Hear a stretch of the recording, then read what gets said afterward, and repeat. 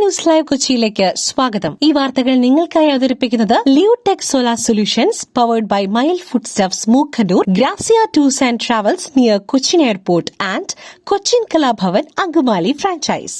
മുണ്ടത്തിക്കോട് വെടിക്കെട്ട് ദുരന്തം. പ്രദേശത്ത് കടാവർ നായ്ക്കളെ എത്തിച്ച് തിരച്ചിൽ.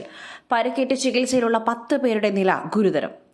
തൃശൂർ മുണ്ടത്തിക്കോട് വെടിക്കെട്ടുപുരയിലെ സ്ഫോടനത്തിൽ മരിച്ചവരിൽ 5 പേരുടെ മൃതദേഹം ബന്ധുക്കൾക്ക് വിട്ടു നൽകി. പോസ്റ്റ്മോർട്ടം നടപടികൾക്ക് ശേഷമാണ് മൃതദേഹങ്ങൾ കൈമാറിയത്. 13 പേർക്കാണ് ദുരന്തത്തിൽ ജീവൻ നഷ്ടമായത്. പരിക്കേറ്റവരിൽ 13 പേരിൽ 10 പേരുടെ നില അതീവ ഗുരുതരമാണ്. 2 പേർ വെന്റിലേറ്ററിൽ തുടരുകയാണ്. കാണാതായവർക്കുള്ള തിരച്ചിൽ അല്പസമയത്തിനകം പുനരാരംഭിക്കും. കടാവർ നായ്ക്കളെ എത്തിച്ച് ഉൾപ്പെടെ പരിശോധന നടത്തും. ഫോറൻസിക് സംഘവും സ്ഥലത്തെത്തും. ചരിത്രം കുറിച്ച് പരമിത ത്രിപാഠി കുവൈറ്റിലെ ആദ്യ വനിതാ ഇന്ത്യൻ സ്ഥാനപതിയായി ചുമതലയേറ്റു. ഇന്ത്യയും കുവൈറ്റും തമ്മിലുള്ള നയതന്ത്ര ബന്ധത്തിൽ പുതിയൊരു അധ്യായം കുറിച്ചുകൊണ്ട് കുവൈറ്റിലെ പുതിയ ഇന്ത്യൻ സ്ഥാനപതിയായി പരമിത ത്രിപാഠി ചുമതലയേറ്റു. ഇന്ന് ബയാൻ കൊട്ടാരത്തിൽ നടന്ന ഔദ്യോഗിക ചടങ്ങിൽ അവർ കുവൈറ്റ് അമീർ ഷൈഖ് മിഷാൽ അൽ അഹമ്മദ് അൽ ജാബർ അൽ സബാഹിന് തന്റെ ക്രെഡൻഷ്യലുകൾ സമർപ്പിച്ചു. പെട്ടെന്നൊരു പൊട്ടിത്തെറിയായിരുന്നു. കുട്ടികളെയും എടുത്ത് ജീവനും കയ്യിൽ പിടിച്ച് ഇറങ്ങി ഓടുകയായിരുന്നു. ഭീകരത വിവരിച്ച് നാട്ടുകാർ. ജനവാസ മേഖല ഒഴിവാക്കണം എന്ന ചട്ടം പാലിച്ചാണ് പടക്ക നിർമ്മാണശാല പാടശേഖരത്തിന് നടുവിലെ തുരുത്തിലാക്കിയത്.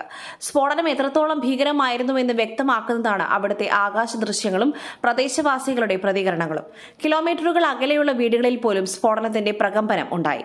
പലരും ഉച്ചമയക്കത്തിലായിരുന്നു. വലിയ സ്ഫോടന ശബ്ദം കേട്ട് വീടിന് പുറത്തേക്ക് വന്നവർ കാണുന്നത് ആളുകൾ നിലവിളിച്ചുകൊണ്ട് ചിതറിയോടുന്നതാണ്. നിരവധി വീടുകളുള്ള പ്രദേശത്തെ മിക്ക വീടുകളുടെയും ജനൽ ചില്ലുകൾ തകർന്നു. കതകുകൾ വിണ്ടുകീറി. ചിമ്മിനികൾക്കും വീട്ടുപകരണങ്ങൾക്കും കേടുപാടുണ്ടായി. തങ്ങൾ കിടക്കുകയായിരുന്നുവെന്നും പെട്ടെന്നൊരു പൊട്ടിത്തെറി ഉണ്ടാവുകയായിരുന്നുവെന്നും പ്രദേശവാസി പറഞ്ഞു. ഞങ്ങളുടെ വീടിന്റെ കുറച്ച് മുൻവശത്തായിട്ടൊരു ഗുണ്ടോ മറ്റോ വീണ് പൊട്ടി. ചില്ലുകളെല്ലാം പൊട്ടിത്തെറിച്ചു. എന്റെ മോളുടെ കാലുമേൽ കുത്തിക്കയറി. കുട്ടികളെയും എടുത്ത് ജീവനും കയ്യിൽ പിടിച്ചിറങ്ങി ഓടുകയായിരുന്നു വീട്ടുകാർ പറയുന്നു. മരുന്നടിയിൽ ഇന്ത്യ മുൻനിരയിൽ. പിടിക്കപ്പെട്ട താരങ്ങളുടെ എണ്ണത്തിൽ ഇന്ത്യ 1ാമത്. മരുന്നുകൾ ഉപയോഗിക്കുന്ന കാര്യത്തിൽ ലോകരാജ്യങ്ങളെ പിന്നിലാക്കി ഇന്ത്യൻ മുൻനിരയിൽ സ്ഥാനം നേടി.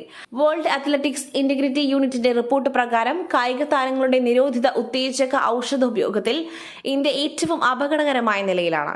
2022-25 കാലയളവിൽ ഉത്തേജക ഔഷധ നിയമലംഘനങ്ങളിൽ ഇന്ത്യ ആദ്യ 2 സ്ഥാനങ്ങളിലായിരുന്നു. എന്നാൽ മരുന്നടിച്ചതിന് ശേഷം വിലക്ക് ലഭിച്ച താരങ്ങളുടെ എണ്ണത്തിൽ ഇന്ത്യ ആഫ്രിക്കൻ രാജ്യമായ കെനിയയെ പിന്നിലാക്കി 1ാമതെത്തിയിട്ടുണ്ട്. തൃശൂർ വെടിക്കെട്ടുപുരയിലെ സ്ഫോടനം. ചികിത്സാ സഹായത്തിന് സർക്കാർ സംവിധാനങ്ങളെ ആകെ സജ്ജമാക്കണം മുഖ്യമന്ത്രി. തൃശൂരിലെ വെടിക്കെട്ടുപുരയിലെ സ്ഫോടനം. ചികിത്സാ സഹായത്തിന് സർക്കാർ സംവിധാനങ്ങളെ ആകെ സജ്ജമാക്കുവാൻ നിർദ്ദേശിച്ച് മുഖ്യമന്ത്രി പിണറായി വിജയൻ. തൃശൂരിലെ വെടിക്കെട്ടുപുരയിലെ സ്ഫോടനവുമായി ബന്ധപ്പെട്ട് എല്ലാവിധ ചികിത്സാ സഹായങ്ങളും ലഭ്യമാക്കുവാൻ സർക്കാർ സംവിധാനങ്ങളെ ആകെ സജ്ജമാക്കണമെന്ന് മുഖ്യമന്ത്രി പിണറായി വിജയൻ നിർദ്ദേശിച്ചു. മുഖ്യമന്ത്രി ചീഫ് സെക്രട്ടറിയുമായി സംസാരിച്ചു. ചെളിവെള്ളം തെറിപ്പിച്ചു. യുവാവിന്റെ കൈ തല്ലിയൊടിച്ചു. യൂസഫ് പത്താന്റെ ഭാര്യ, പിതാവും സഹോദരനും അറസ്റ്റിൽ. മുൻ ക്രിക്കറ്ററും തൃണമൂൽ എംപിയുമായ യൂസഫ് പത്താന്റെ ഭാര്യ, പിതാവും സഹോദരനും അറസ്റ്റിൽ. യുവാവിനെ മർദ്ദിച്ച് കൈ തല്ലിയൊടിച്ച കേസിലാണ് അറസ്റ്റ്. റോഡിൽ ചെളിവെള്ളം തെറിച്ചതാണ് പ്രകോപന കാരണം. കാർ ഓടിച്ചയാളെയാണ് മർദ്ദിച്ചത്. മുംബൈയിലെ ബൈക്കുള പോലീസ് ആണ് അറസ്റ്റ് ചെയ്തത്.